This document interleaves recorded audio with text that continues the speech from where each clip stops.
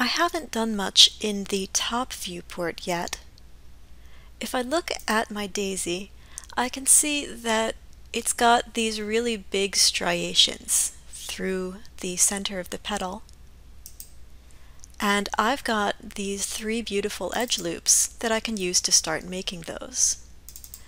Unfortunately, these 3 edge loops are very evenly spaced right now, and that means that if I move them, what I'm going to get is a very soft change. What I want to make is a very hard change, or a fold. In order to do that, instead of using these edges that I've already got, I might just pull this one up a little to give me some curve before I start. What I need is geometry that is not evenly spaced. I need more edge loops. One fun thing that you'll find at this point is that if you go back into your inputs into Polycube 1, you can no longer make edits to your subdivisions here, or that's going to happen. That's because you've made component level changes and the computer isn't really sure how to adapt adding components to the components you've changed. So instead, we are going to need some tools. The tools that I'm going to be using are accessed in another marking menu. Pull up my perspective view so you can see a little better. I am currently in object selection mode, and here in object selection mode, if I hold down my Shift key and then I right-click, you'll see that I get a different marking menu. This is the Tool marking menu. At this point, I can let go of the Shift key. I've already accessed the menu, and now I have access to a group of tools. One fun thing that I'll tell you about the Tool marking menu is that it is different for each selection mode. So if I am in Edge mode and I Shift right-click, let's try that again. If I'm in Edge mode and I Shift right-click, I will get a completely different set of tools that more closely correspond to things I can do with edges. So back here in Object mode, in my Tool marking menu, the tool that I'm going to be using is one called the Insert Edge Loop tool. Insert Edge Loop will allow me to create new edge loops based on my existing loops.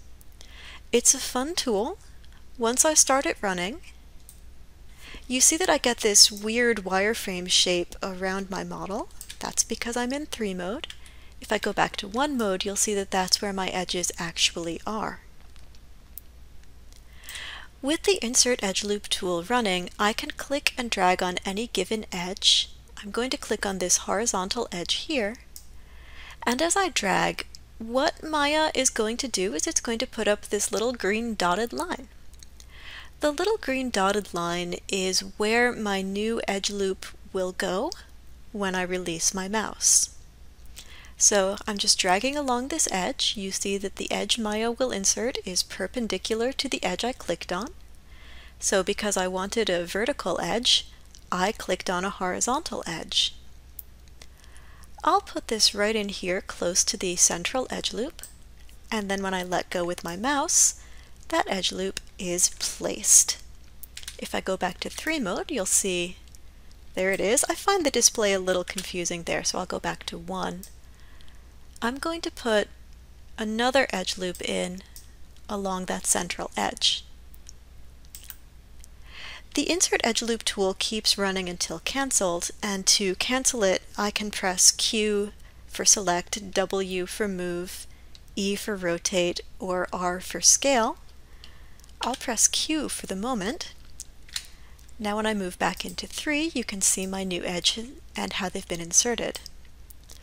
I'm going to double-click on this central edge, and I'll just scale it in and move it back a little bit. And now you can see that that is making a really sharply defined crease in the center of my model. I'll go back to Object mode and deselect, and you can still see that really sharply defined crease. So anytime you're inserting edge loops, Just so you know, you always want to go really slowly because when you have 3 or more edges together, that's going to allow you to make a crease or a fold in the model.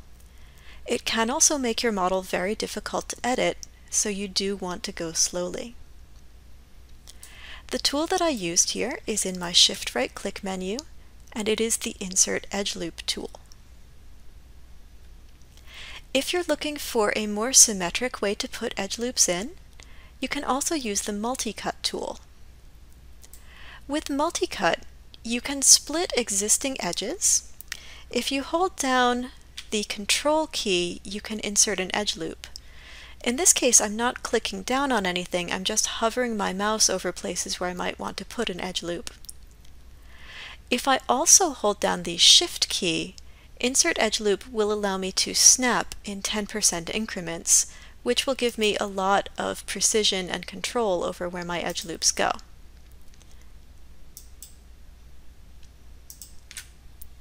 So now I've put a whole bunch of edge loops in.